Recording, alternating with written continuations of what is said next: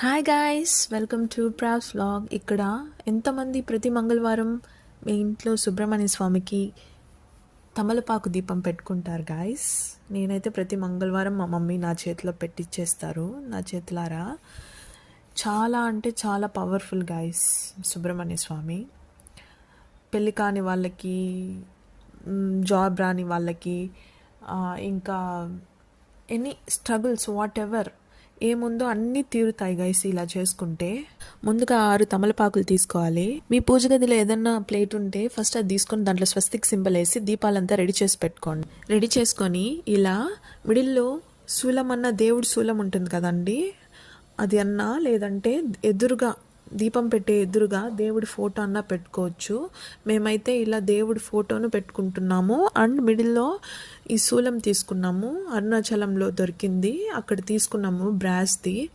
And చుట్టూ 6 తమలపాకులు పెట్టి, మట్టి దీపాలు 6 పెట్టి, చుట్టూ పసుపు కుంకుమ పెట్టి దీపాలకి ఇంకా నెయ్యన్న ఇంకా నువ్వుల నూనెతో అన్న మనం దీపం పెట్టుకోవచ్చు, దీపారాధన చేసుకోవచ్చు.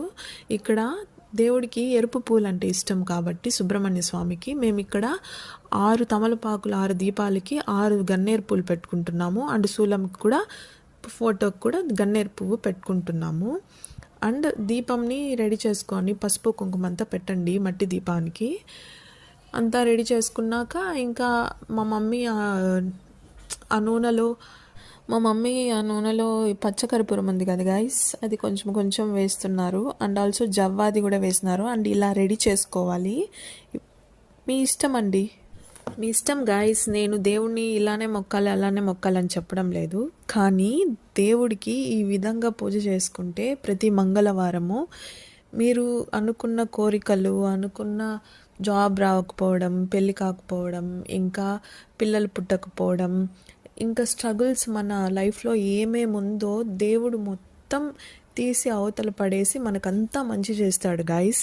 మీరు కూడా ప్రతి ట్యూస్డే ఇలా దీపం పెట్టుకోండి.